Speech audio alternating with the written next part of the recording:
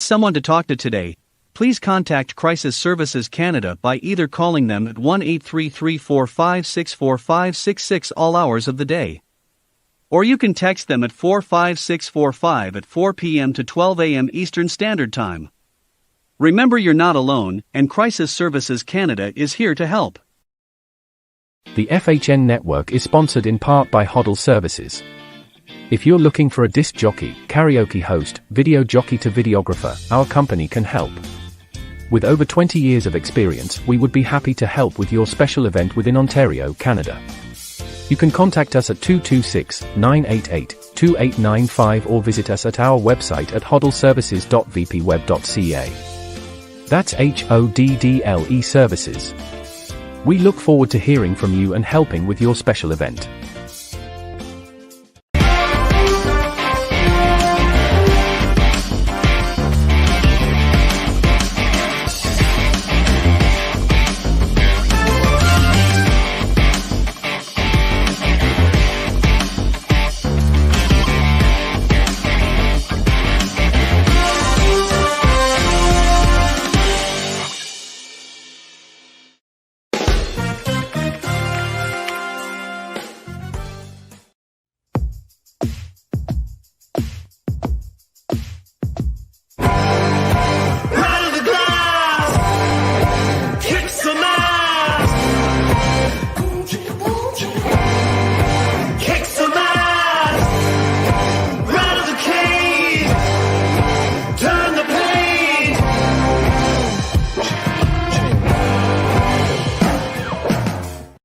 Yeah, what's going on, OTP fans? It's your boy Tyler Fines, live recording of Season 3, Episode 7, Off the Puck Hockey on the FHN Network. Looking forward to tonight, but you know what? You can catch this episode Saturday on Rogers TV channels 20 and channels 13. Make sure you're following on Twitch, YouTube, Twitter, all our socials, and check us out. We're proud partner of the West Coast ASTV, the fastest growing network in North America.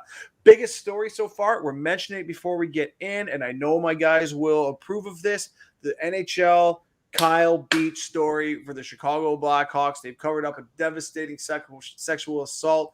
It's come to light after 11 years, but on behalf of the OTP crew, we are with you, Kyle Beach, and we stand with you. No more, no less. All right. That's it on that. We're going to get into it later, but we stand with you. Toronto Maple Leafs climbed out of their shells, started winning some games. Montreal going the other way, just the way I like it. Cole Caulfield sent down to the AHL, another college player, just saying, and he's trying to regain his confidence. He's a good kid. He's going to be a good player, I think. A lot more going on, but right now, let's introduce the boys. We got Adam Styles and Mikey Walks. What's going on, boys? What's going on? Fines the hour tonight, man. Oh, good. Really excited, obviously. Mikey Walker, a.k.a. the winning coach, 4 in a row. What's going on? Like you just said, 4 in a row. It's not been done in a long time with the Sailors. So good day to be alive in Port Dover. Just call me when they start hanging your the banner in the rink, okay? I'll show up and we'll do a little show for you. We're planning the parade for July 1st. So.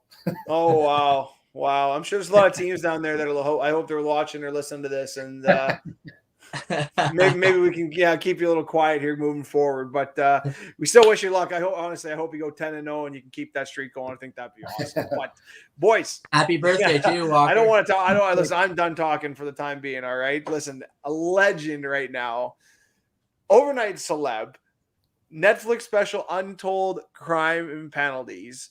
Dansbury Trashers, that's all I got to say. Coming to you live, GM of the Dansbury Trashers, Mr. AJ Galante. What's up, my man? How you guys doing? Thanks for having me. Oh, thanks so much for coming, AJ. Amazing, man. It's so crazy to have you here, seeing you, how big you've blown up here in the hockey world and everything. It's just crazy to be hear your voice now talking to us. It's thank you so much for coming. I really appreciate it, man. No, of course. I really, like I said, I appreciate the opportunity. Absolutely. Have you been doing any other interviews like up in Canada and all? I know you've done some in the US, but has anybody from Canada reached out to you at all? Yeah, I mean, I'll be honest with you. I've lost track. I think I might have. I know I've done some. I know I did one recently up like the BC area, I want to say. Yeah. You know, I did one about 2 hours ago, guys in New Zealand. Oh, damn. It's like I did one in the Philippines like 3 weeks ago. It's amazing. It's amazing where this story is touched. It's super crazy to all of us, to be honest with you. That's awesome. Well, we're absolutely. It's a pleasure for us to have you. And like I said, I'm sure you've gone through a whirlwind over the last little bit. But you know, let's just talk about what you're doing right now before we get into kind of you know why we're all here.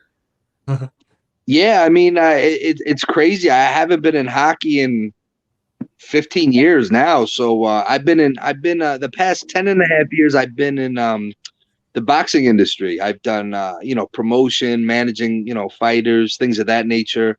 I own Champs Boxing Club here, still in Danbury. So, yeah, the gym's about 6.5 years old now, developing a bunch of, hopefully a young crop of future champions. So it's, and now, like I was saying before, we started taping, you know, running a Trasher Pro Shop now, basically. So it's like little bit of everything. Absolutely. That's through Verbero. Is it Verbero? Is it? Yeah. So we're doing our Jersey partner is Verbero. You know, Andy Sutton and them, and you know, they've been great, and you know, even in-house merchandise like T-shirts and hoodies, and it's just unreal. It's something we definitely weren't prepared for, but it's a blessing.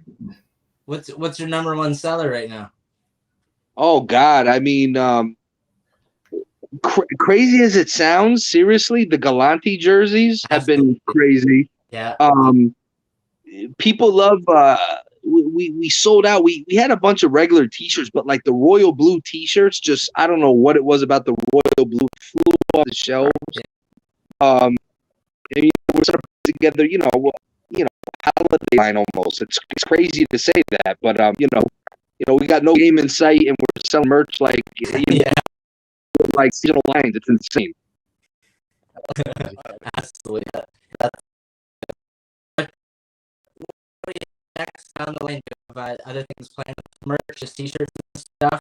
Yeah, I mean, you know, and I know from being in that world, we're pushing up on 3 years ago. It was right after Thanksgiving of 2018.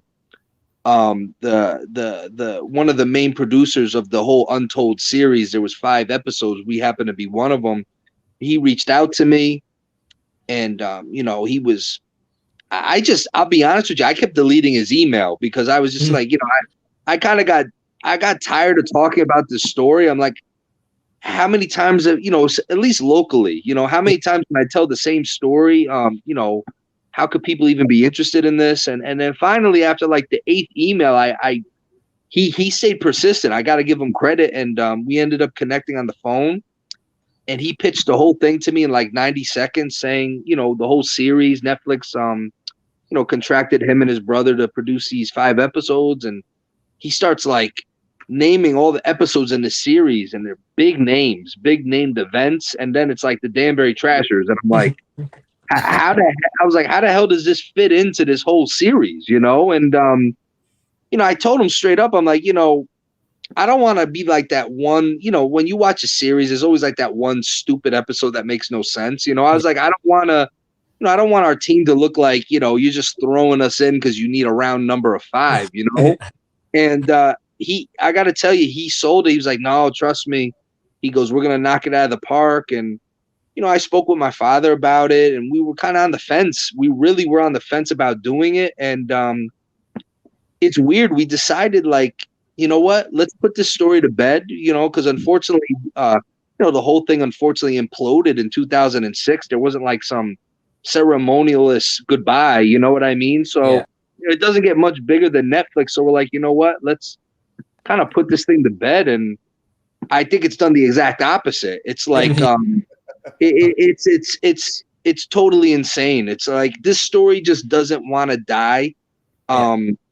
And it's like, it's been ever since we lost a team. It's like the Olympics. Every 4 years, something big comes from this story. And it's like, like I said, I mean, it's I joke about it, but it's beyond humbling that so many people are so interested in it, and now it's like it's just on a whole nother level now, international, really. Absolutely. Yeah. Any hockey fan, man. It's just, I've said it numerous times. I know the boys have said it. It's just, yeah, it's like a movie, man. And it really is. It's unreal that actually went on and went down. And it's just crazy. And who can't love that? Like most hockey fans love that stuff, love the whole vibe you had going there. And yeah, it's just absolutely crazy. And I wish it was still going today, like those kind of things. But you just don't see that anymore. Yeah, I mean, there's people, no joke, not in a malicious way, but there are people, believe it or not, that think this documentary's fake. Like they're like, this can't be real. Like I have people like literally telling me my home videos are fake. And they're like, no, this is like I was like, they think no, I'm not even joking. They're calling it like some people are like this is a mockumentary. Like Netflix like hired us as actors. I'm like, okay. I mean,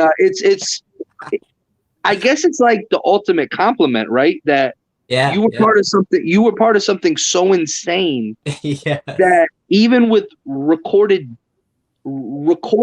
elements, documents, league paperwork, they still think it's fake. And that to me has been like my favorite thing that's come out of this is that there's still people like there's like conspiracy theorists that think this is like all one big joke, which is probably the funniest thing that's come out of this so far. Yeah, absolutely. People think you're making it up just for a money scam or some kind of thing like that. Yeah, it's hilarious. Yeah. So you had a lot of your personal footage there. Did you ever think down the road it would ever come in clutch for something like this, or you just did it for your own personal self? No, I mean, it's so funny. You just never know why your things happen, and it was like midway through the first season, I started bringing that camcorder around and taping, and it was a bit of a pain in the neck. I mean, now you record everything on the phone, but not that it was a gigantic camcorder, but it was a pain to lug around. You had a bag, though, and I would just be like, "Why am I doing this?" Literally, I mean, who would have thought a decade and a half later, the world could have access to these home videos? It's crazy. Absolutely. You said you spoke to your dad, Jimmy. How is he today? He's great. My dad is my dad's a character. He's gonna be 69 years old in January. He looks younger than me at this point. I was just gonna say, he still probably looks 40. Yeah, I mean he's a different breed. They broke the mold with him. He's whatever battery he's running on, I hope to inherit that one day because he's just go. Absolutely. Awesome. So AJ, go ahead, Mike. My bad. Just early in, I watched the documentary again today just to fine tune my notes and stuff. And I watched it last night too, Walks. Yeah. early on, you say you kind of created patterns with the way you scouted guys and decided who you wanted on your team. Could you kind of just touch in on what your patterns and your numbers that you looked for specifically to pick guys was? PIMS. Yeah. Aside from PIMS, I think it's funny that part of the documentary is so funny because they have these graphics. It looks like I'm in Star Wars or something. Yeah. And it's funny. You know what? In all seriousness, and I love the producers. They made me look a lot smarter than I probably was. But what it was, I'll be honest with you. I looked for players on really bad teams putting up some really good numbers. And the reason I say that is, what I learned early on is that minor league circuit. I mean, you're on a bus, you're living on a bus, basically driving 8 hours to a game, getting paid nothing really, all for this dream of making it, to the big time, obviously. Yeah. My thing was, if you had guys who were so motivated, to put up numbers on such a horrible team, and not only that, late on in the year, see, anyone in the beginning of the season, there's always hope, right? There's always hope we're going to do something. Mm-hmm. I used to seriously break down stats on the worst teams what the guys on the second half of that back end of that season were doing. And that to me were people that had pride in their job that, listen, we're going nowhere. We're like in Roanoke, Virginia, like in the middle of nowhere. We're not making the playoffs. I'm getting paid $180 a week. For a guy to be motivated to put up numbers, that to me was like, that's a pride factor. Like, hey, you know what? I got a job to do. I'm going to grind it out. Those were the guys we looked for. Seriously, those were guys that I literally would break down like on hockeydb.com. That's really the only real resource we had the first half of the first season. And I would literally break down the worst teams, who the best players was the second half of those seasons. Smart. When you got going, AJ, you finally got into coaching, into the GM role, and you're a young guy. How old exactly were you when you started your first game? How old were you? So when we first announced the team and we first started actually working, I was 17, and then I just turned 18 basically when the season began.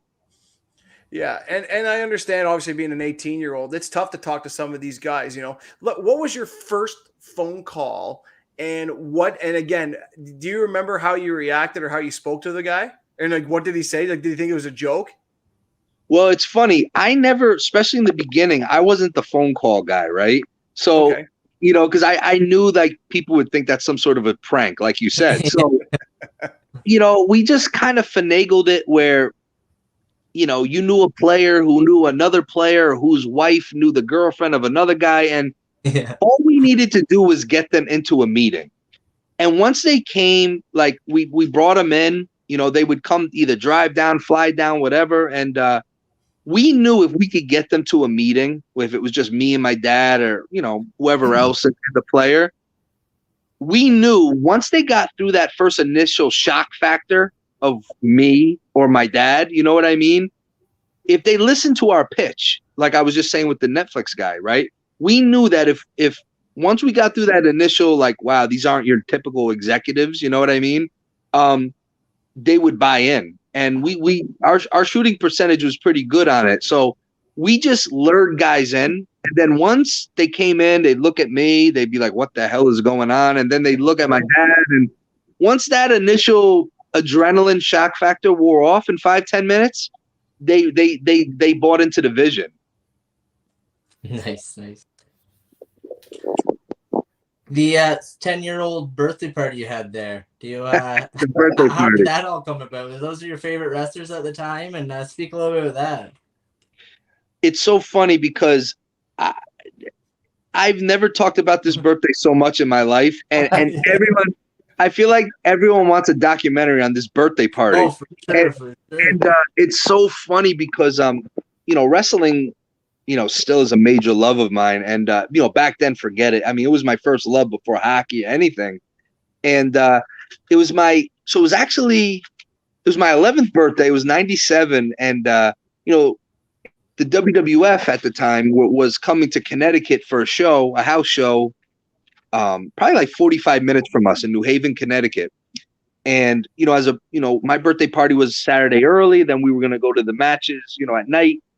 That I knew about. But the night before, my dad was like, oh, we're going to have some wrestlers over before we go to the fight, before the matches. And you're not really believing it. And then just like you see in the doc, they like walk through the gate and they're like, they're just like, they're like, bigger than life, you know what I mean? Yes. Especially as a kid, and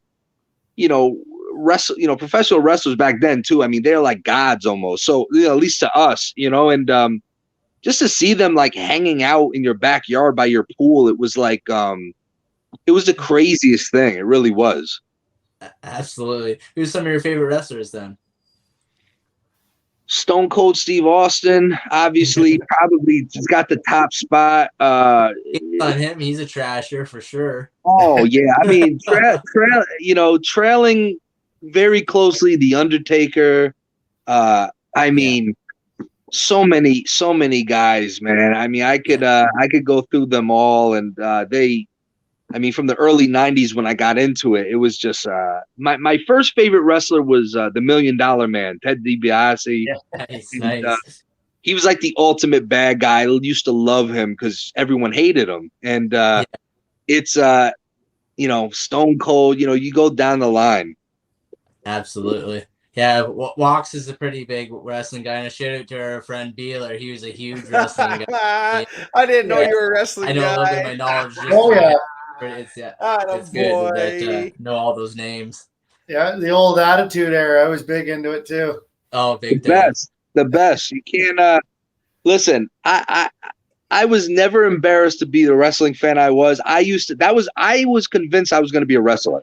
Like I was convinced like that was where I was going to go. I loved wrestling so much. I was just joking with someone before, me and like 7 of my buddies, we had like a little backyard wrestling federation, and we would how none of us broke our necks, I don't know, but thankfully, we all got out pretty unscathed. What's the nickname? Well, my wrestling name, I was a heel. I was a bad guy. It was Chaos with a K. So I was KAOS, Chaos. And I was the only 2-time champion in that federation, by the way. Nice. So And you're a AJ, big Mighty Ducks fan as well. Yeah, Mighty Ducks. Oh yeah. I mean, that was really the start of it. I mean, where we are here in Danbury, I mean, especially in the early 90s, hockey, I mean, we didn't even have an ice arena here. So it was like hockey was like, it was a major, I mean, you knew what it was, but it wasn't, major here. It was basketball, baseball, football. And just one weekend, my mom took us to the movies, and it was the Mighty Ducks. And I don't know what it was. Maybe it was the Flying V or something, but I got hooked. I got hooked on hockey like immediately. And, you go to the sport, I begged my mom to take me to the sports store. I got like a little street hockey stick, a puck, and a net, like this little plastic white net. I'll never forget it. It never stayed up. And I would just be out there shooting for hours. And it's funny because I do everything right-handed, and I didn't realize in hockey I was a left-handed shot. So when I went to the and I guess that's somewhat common because when I went to the sports store the first time, they're like, "Oh, what are you, righty or lefty?" I said, "I'm righty." So they gave me a right-handed stick, but I was holding it like a lefty. So, my forehand was actually my backhand, and I was terrible. And I was like, "What's wrong with me? Like I'm horrible, And thankfully, someone's like, "Yeah, dude, you got the wrong type of stick." So thankfully, someone was nice enough to let me know. Absolutely. I just had that encounter with my son playing hockey. Grabbing a right-handed stick, thinking he does everything right-handed. I was right-handed. He played mini stick right-handed with me. Yeah, I got out there and he started, like you said, holding the left way. I'm like, well, maybe we get a left stick. So I got him left, but now he's fine with the left stick. So yeah, it's just, you never know, right? It's just, it is. AJ, I want to quickly talk about the documentary. The things that now, it's a great series. I love it. You've obviously, I'm assuming you've obviously watched it. Is there anything they cut out that you were like, you know what? I wish they put that in. I really wish they missed out by not putting this in, whether it's a story, anything, just something that they missed that you want people to know. Well, that's a great, the funny thing is, so this documentary, the whole Untold series, all 5 episodes, the producers told me Netflix wanted all the, episodes to be at like an hour and 5 minutes. They begged Netflix to extend ours because there was so much footage and so much stories, and they agreed. So ours is actually the longest, like an hour and 25 minutes, but they were so bummed that they couldn't do even more because there was so much stuff they got. Some of the players, obviously, you'd love to get other points of view. With an 85-minute doc, there's only so many people you could talk to before it gets crazy. But I think the one story that doesn't, in all the years, since the Trashers unfortunately folded, of all the years, we've had the Sports Illustrated article, Netflix document. The one story that I just don't understand gets no play was, so after our, Adirondack was our rivals, okay? Fierce arch rivals, upstate New York. And going into the second season, we were told that that franchise was having some serious financial issues, and that would have posed a problem for us because they were actually our closest opponent. And God forbid something happens to that franchise. Now all of a sudden your closest opponent is 5 hours away. It's crazy with the trips and the costs. My dad was probably this close to, he was going to purchase Adirondack, our rivals, and at the time make my 14-year-old sister the president of the team. That's crazy. And No way. that's a true story. It got to the point, and I think I could probably find them somewhere. It got to the point where he had like artist renditions of, he was going to change their logo. He was changing. I mean, everything that he did for the Trashers, he was going to do up there. And I was pissed about it, to be honest with you, because I'm like, I'm a teenager. I'm like, no, they're our enemies and this and that. But looking back now, it would have been genius. And, my sister was 14. Okay. So she was like, I don't even want to do this. And I was just like, you're a traitor. Like, I was calling her a traitor. And but it was close. It was very like super close to happening, which, that probably would have broke our family up. I would have, I don't know what would have happened, because I wasn't happy about it. Who was in charge of all making the logos and the team name and such? Was that your father? My father, it was going to be Trashers from day one. There was no alternative to it, right? Yeah. And he was in, he had dozens of trash companies and stuff, but the logo, believe it or not, was made. So we're about an hour north of New York City. So there's a guy here who still lives in the area that he works in Manhattan. And one day on the train to Manhattan, when he read about this team coming, he literally sketched our logo on the train and faxed it over to my dad's office. Nice. And it was like, there it is, man. That's the logo. Nice. And with Halloween just passing, and whatever happened to Scrappy? That might literally be $1 million question, because Really? nobody knows where Scrappy is, and it's insane to think about, because honestly, I thought we've been thinking about this for about 8 weeks now. There's really only 3 possibilities where Scrappy could be. One, and this isn't a joke, this is true. The federal government may actually have Scrappy. Really? When they did the raid, they took a lot of stuff, especially so they may have Scrappy in evidence somewhere. Scrappy. Two, someone likely has it somewhere in their garage. They don't even know they have it. It's somewhere. Or 3, it somehow got thrown away. I don't really think that happened, but Scrappy, he's out there. He's out. I'm really thinking about starting like a viral social media campaign to find Scrappy.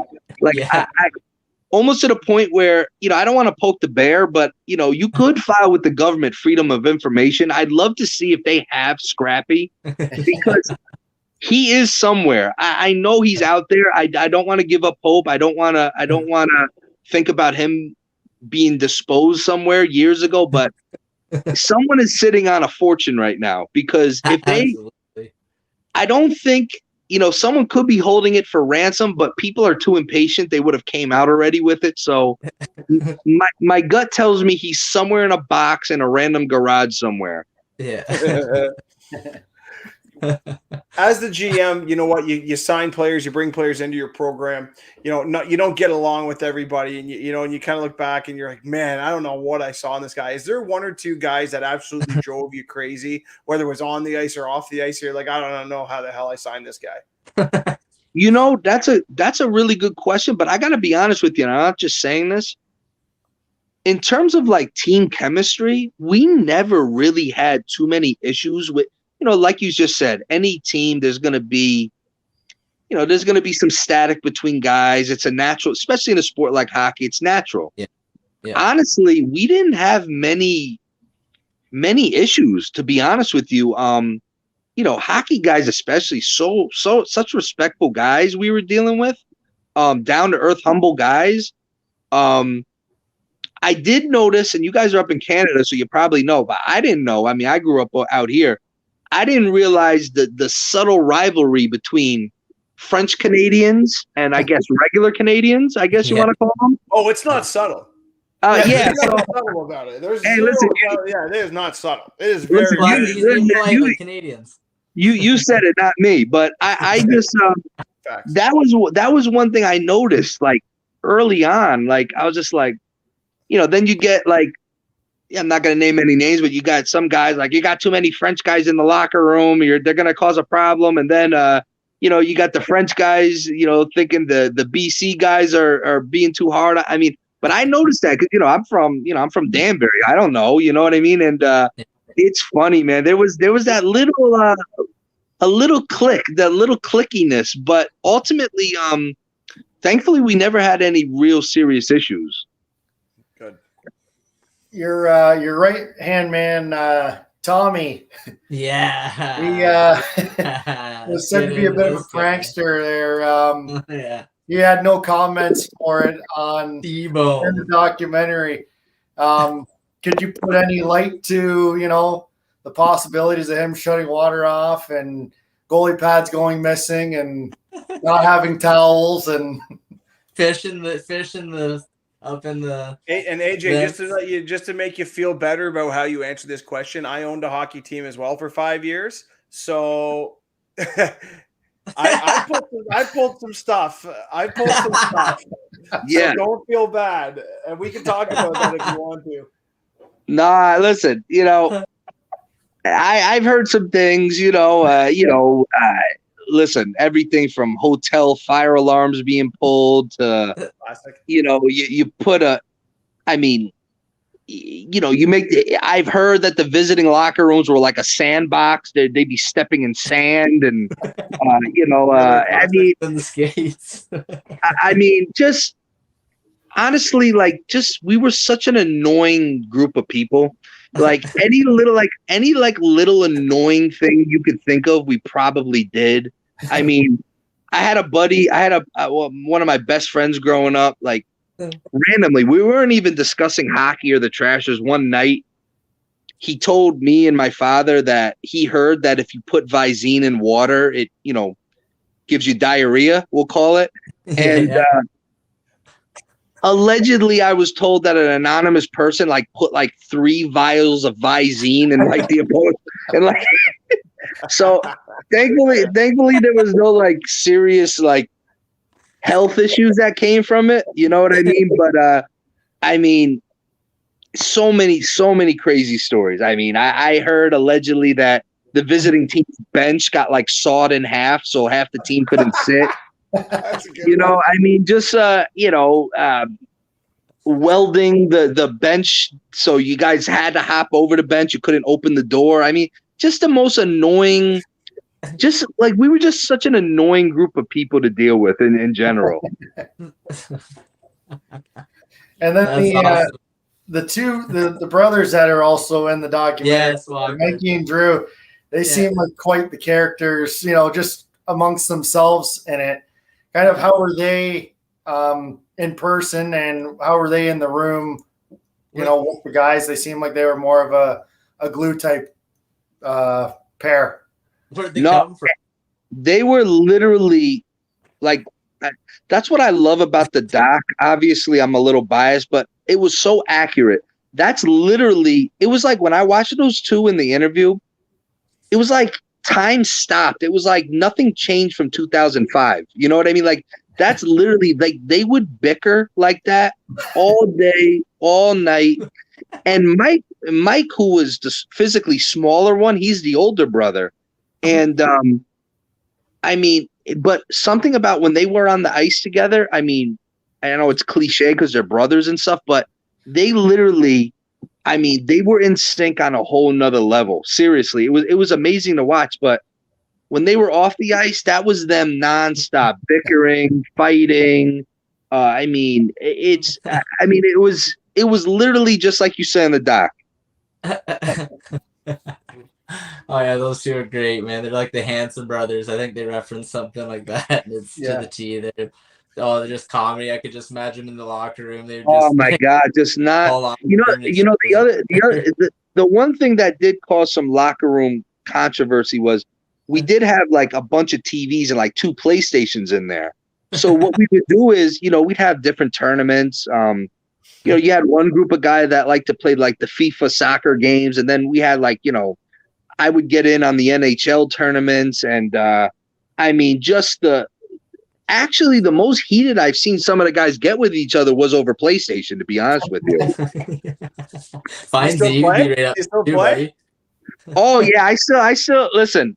PS though.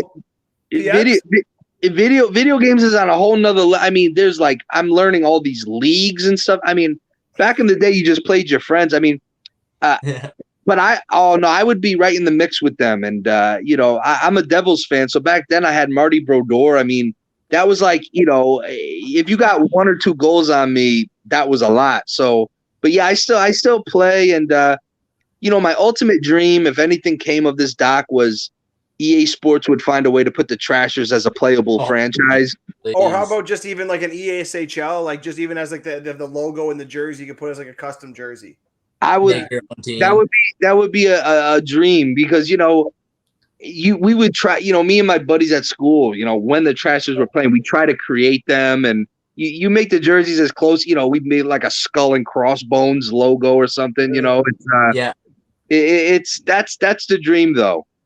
So yeah, well, I think it doesn't Biz and that they have a lot to do with NHL these days. Get talking with them, you have a little connection with them.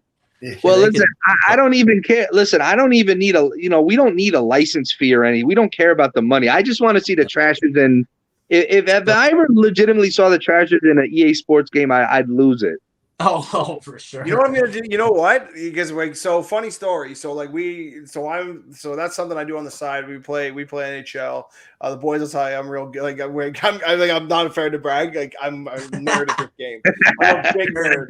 Like if you see us ever playing or streaming or whatever the case is, I got a buddy of mine. He's I swear to you, if you look him up and just playing threes, he's number 1 in the world. My man, Sexy Gretzky. So the next time we make a team, I'm making the Trashers, and I'm going to make sure I tell you about it, because we're going to make sure that we make it, because like he is unbelievable. And like that's listen, you got my word. If you want it, man, it's as long as we're winning and getting a couple fights in, we'll do it. We can definitely do that. Yeah, we'll definitely throw down. You know what? It wouldn't be a Trashers team without throwing down at least once a game. And I'm not even a fighter, but I'll just drop them just to make sure we do. Definitely. So what's up for you now? Are you still involved? Bread, is it? Yeah. What's that? Sexy Gretzky isn't bread, is it? No. I was gonna say, AJ. So, like, are you involved in any type of hockey at all? Like, are you following it? Do you have season tickets anywhere? Like, does anybody like? How recognizable are you when you walk in rinks now? It's so weird because like I said in the doc, when the team imploded in 2006, there's a lot going on in our lives.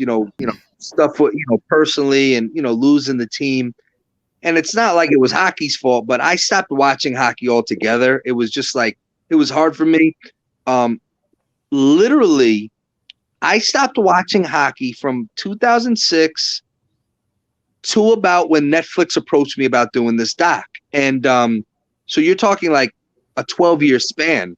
Yeah. And I started, I'm a Devils fan. I've always been a Devils fan. So when Netflix approached me and we came up with a deal and we know we're going to do this doc, I just started watching again, and it took a while to adjust, because hockey from 2006 to now is totally different. So, and different doesn't mean it's better or worse. It's just different. So, opening night, I'm expecting like 3 fights right off the bat type of thing, like back in the day. And it's not like that anymore, which is fine. But, just who the players are, who's the best, and I've slowly gotten myself back. I got the itch again, and I've been watching, I've been watching the Devils, and I think I've caught up enough to know who's who, what's what. And, I haven't been to an NHL game in over 15 years, and I'd love to, but I've kind of this whole experience with this doc and talking with guys such as yourself, and I've really missed the hockey community, and I forget how great it is, and who knows where. Look, my life is super random. Who knows where life takes us? But no, I definitely I'm starting to definitely get back into it. Nice. Just I'll do. Yeah, so go ahead, Mike. I got an offer for him at the end of the show. I was just going to say, if you were to, getting back into hockey, if you were to kind of see the way the game has changed to now, how would you change what you managed before to what it is now?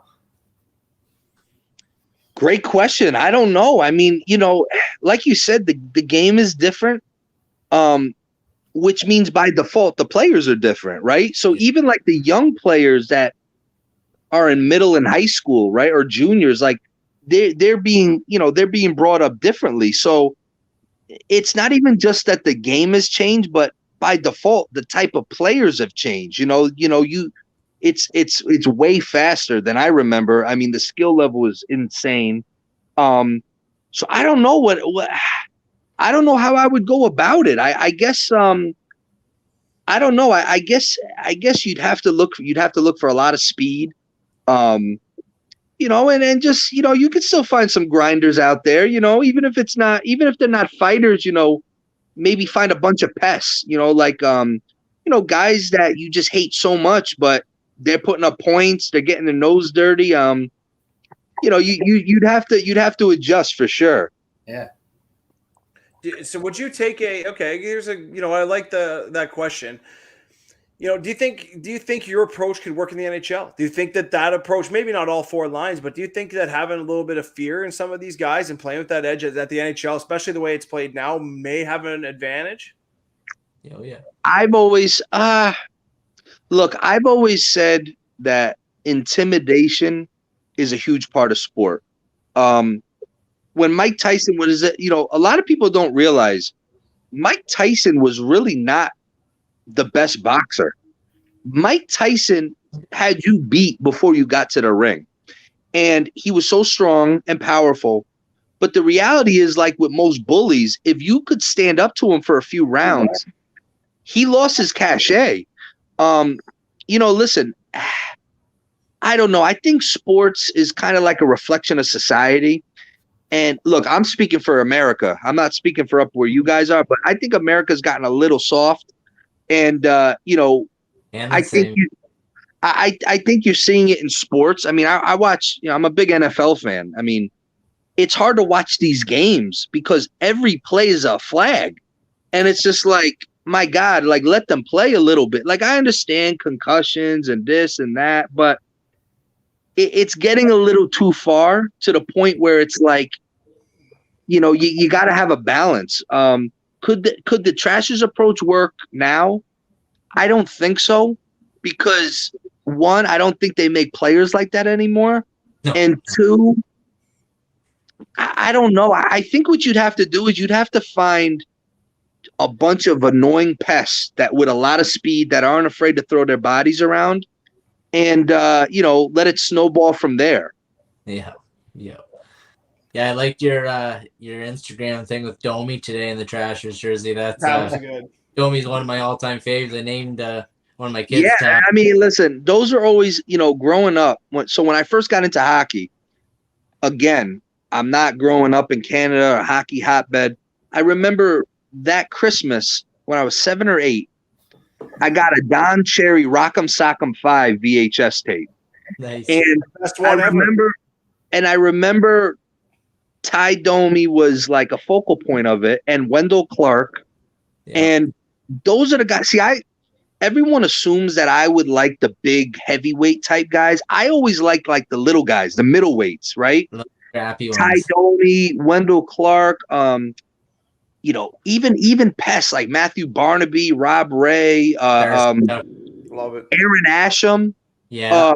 Little guys that, even listen, Brad Wingfield wasn't a heavyweight. I mean, he was 220 pounds, but he was 5'10", 5'11". John Morasti we had 5'7", 5'8". I always gravitated to like, I always liked those little middleweight type fighters. And, to me, they fought so much harder because they were underdogs. And those are just the guys I always seem to recognize when I would watch. Yeah, you said Wingfield there. Your boy T-Bone brings in Wingfield, tells you he's got a guy for you. A little crazy, came out of jail. What's kind of your first impression on him? And do you still keep in touch with him today? What's he up to today? My first impression was he was our first signing. We announced Brent Gretzky first, but our first signing was Brad Wingfield. Oh, I said we can't let this guy get away. If he's available, this is the guy. I mean, I saw pictures of him when he played in other leagues and teams. I mean, he looks like a refrigerator out there. He looks like a linebacker on skates. And I'm like, that's the guy. I was like, I mean, I told my dad, I was like, listen, you got to remember there was no YouTube back then. You're taking people's word. And I'm like, this is the guy. You know what I mean? And I talked to Wingfield earlier. I talked to him regularly. Even before the Netflix thing, we would connect on social media, but I'm going to keep up with tradition. I've done about over 20 podcasts, and I promised I will keep bringing this up until he finally admits to it. Mm-hmm. Winger and I, so when Brad broke his leg, unfortunately, that first season, after the first season, off season, everyone goes back home, Canada, US, wherever. And he ended up living in my house for 2 months, rehabbing here in Danbury. Oh, and one weekend he said, let's have we were like, I don't know. It was like a middle school sleepover. We're like, let's have a best of 21 NHL series, right? on PlayStation. And Winger, if you're listening, I'm going to keep bringing this up until you finally admit to it. I beat him so bad that he was sick over this. And he was in that big leg brace. So I was chirping him. He couldn't get at me because he was immobilized basically. And I beat him so bad. He would play with the Canucks because he's from out in Vancouver. I was the Devils. I beat him so bad. I mean, I wish, you talk about video footage. If I had video of him whining and crying like a little baby, Winger, you're going to admit it one way or the other. Because, I don't have record of it, but there's 3 people who know what happened. Me, him, and God. And at the end of the day, he's going to admit to it one day. I beat him so bad in NHL. It was probably NHL 05. How cool is it for AJ? Ask him and see his side of the story. Yeah. Well, he's got nothing to say. He's got nothing to say. See, what he's going to do is what he always does. He's going to get himself all hopped up, red in the face, and at the end of the day, the fact he knows in his heart, he knows what happened. How cool was it to see a guy like Drake wearing the Trashers jersey? Obviously, the biggest star on the planet. But other than that, this year, obviously, this Halloween was huge. A lot of guys are going as AJ Galante is the Halloween, and on Instagram you see, the Trashers jerseys. Like, what is that? How do you feel? What is that? How was that do for a guy? I mean, I think, my father never started this team to make money, if that makes any sense. We wanted to just create something. Neither him or I would have ever thought in 2021 we'd be talking about this like this. But I remember in 2004, the first time I saw somebody like outside of the ice arena wearing a Trashers jersey.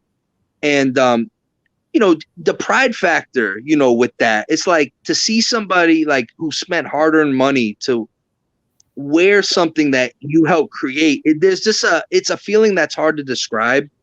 And, the whole thing with Drake was just an insane situation, obviously, which took it to a whole nother level. And, like you said, Halloween, people are sending me pictures, people as me or, people. I mean, it's hard to describe it. It's crazy. Absolutely. I was gonna say, what's the bigger star moment for you when John Cena showed up to one of your games, or when Drake wore your jersey on Instagram there? Listen, if I was 17 now, then Drake by default, there wouldn't be much more to accomplish in life, Yeah. But at the time, John Cena, US champion, that was big time for me, being a wrestling guy. That was something special. Absolutely. I just want to touch in before we got to get going here. Heading into the arena with, section 102 and just explain kind of the atmosphere that they brought to a game and what it was like to do the reunion with them after the documentary hit. I tell people one of the things I hate the most about sports is when a franchise tells you, oh, our fans are like family, or, oh, our fans are like part of the team. Okay, maybe, but it's not. Our section 102 was literally part of the team, and to the point where I would meet with them and they would tell me things they were going to do and vice versa. And they were, you can't even describe it. Because the Danbury Ice Arena, it's not Madison Square Garden. It's a small little rink and everything echoes. And just so loud all the time. I saw opposing coaches during timeouts just toss their whiteboard. There was no point in even talking because they'd have that fire horn, off the fire truck, and you can't talk. It was so loud at all times, and you really can't tell the story without them. They were just even to this day. It's the most loyal people ever, and I'm glad they're walking around town with a badge of honor because they've been recognized, right? So it's it's cool to see. That's awesome. Being a New Jersey fan growing up too as well. Then you 2004 or 5, I believe it was, the NHL lockout, you land Rupper. What was that like for you? Just one of those surreal moments because I got it on my camcorder, game 7 of the 03 Cup when we're playing Anaheim, and we end up getting tickets somewhat last minute. And, we're sitting literally directly where he scores that goal. And, a year and a half later, you're picking him up from the airport to play on a Dansbury Trasher team. It's insane. It was just, the whole story is just so surreal. And as I get older, the crazier it gets for me. I'm 35 now. So it's at my boxing gym, I see 17 and 18-year-old kids come in, and it's I wouldn't even put them in charge of the bathroom. You know what I mean? Right, And it's and it's the fact that my father had that much faith in me is, I'm indebted to him forever for it, really. Was there ever really a budget for the Trashers? I wasn't the money man. I have no idea what the budget was.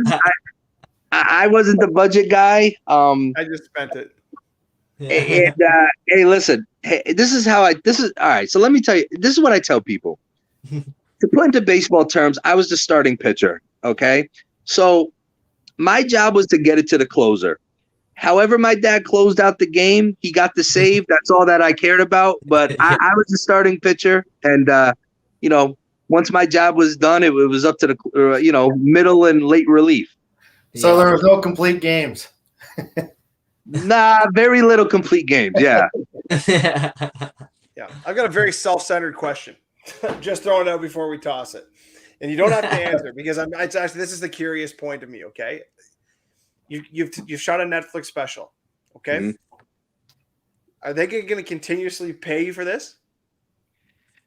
No. So this is one of those. I want to know. Okay, I'm interested. Yeah. How's it work? So, I'll be honest with you. When they approached us, it's weird because, they have a budget per episode, obviously. And the reality is of all 5, we were the lesser of all 5. And, again, this wasn't really a money thing. It was more or less, let's do it.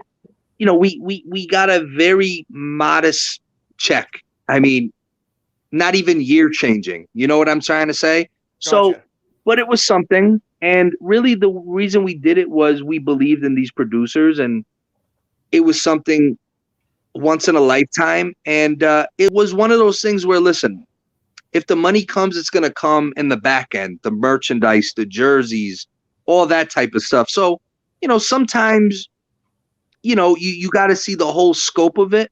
Love it. But no, I mean, it's not one of those syndication things where every time it's shown or if it's over a period of time, we get a check in the mail. That would be awesome because it's been trending for 8 weeks. But, you never know. I mean, there's been very small, subtle talks of people being interested in doing more with it, like more of a scripted type of thing with it. I don't know. I seriously don't know any major details, but the numbers I've been told have been pretty, incredible so far. Like it's almost like a real life slap shot. And there really hasn't been a great hockey movie since Slapshot. No. Like realistically, you can't outside of Mighty Ducks, okay? Like let's be honest, Mighty Ducks Goon are was what they are. okay. But this is a real story. Like this happened. And there was and you know what I love about it is you guys had success. Like as for all the nonsense or whatever you want to call it, the annoying blah blah blah blah and everything that happened, you finished second the first year and you went to the finals the next year. Yeah. Well, that doesn't get enough credit. Do you know how hard I started a hockey team. I can just imagine what it was like to start at pro. Yeah. And that's the thing. And that was like the dirty little secret is we're a good team. Friggin' right. And, that's the other thing that my dad always drilled into my head too is, listen, all this toughness is great. All the craziness is great. But if you're not winning, it's going to get old quick. You know what I mean? Like there's only so many times we're going to sell out a building with 5 fights a night, but we're losing 6-2 every night. You know what I mean? So we had to find a balance. And I believe we did, obviously, but you just had to find a balance. But, something weird happened and it wasn't on purpose, but then when we realized what we were doing, we exploited it more. The tough guys love being on our team because back in those days, you had one main fighter, then you had maybe 1 or 2 accessory fighters, right? Yeah. We had like 8 to 10 guys that would be number 1 or number 2 on any other team in the world. So the guys loved it because they're like, listen, I don't have to punch something every single night now, right? So these guys, like, they had their own little in-house rotation who was in charge that night, right? And what happened was these other tough enforcers, they got to show that they could skate, that they had another wrinkle to their game. And, they didn't listen. Certain guys, like if you really want to break down Brad Wingfield's first season with us, if he doesn't get hurt, if you do the average, he probably gotten suspended a few times. But if you do a full season that first year, he's probably pushing 25 to 30 goals and 600 penalty minutes. No joke. I mean, video game numbers. And these other enforcers, they loved it. You don't know how many times guys would send messages like, "Oh, trade for me.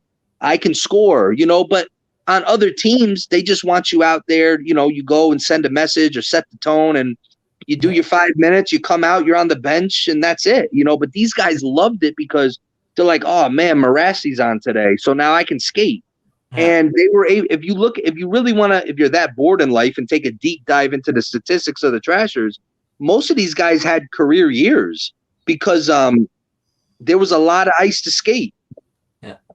That's wild. Well, listen, time as always is our enemy, and I hope you stick around for a couple minutes off the air. We'd love to chat with you, but we got to take away the live version and we got to cut it down, or else we get yelled at. So, no problem. I can't thank you enough for coming on. I know the boys feel the same way. Oh yes. So thanks again for coming on with us, and hopefully hang around for a couple minutes. No, absolutely, guys.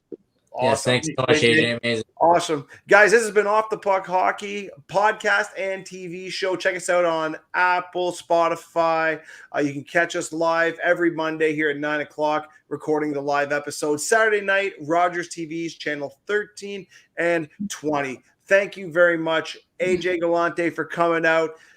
unbelievable story. And you know what? Wish you the best on your endeavors. I'm your host, Tyler Fines. Maddie Huddle in the background, our producer, doing a great bang-up job as normal. Marty Zilstra providing our theme music out west. This is Off the Puck Hockey. Let's go.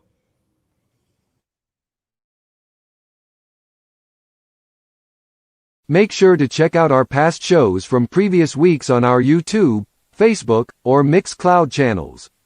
You can always catch up on podcasts while checking out our FHN Network channel on YouTube or Facebook. Or you can listen to an audio copy of our past shows on our Mixcloud channel at FHN_Network. The FHN Network, the future of entertainment.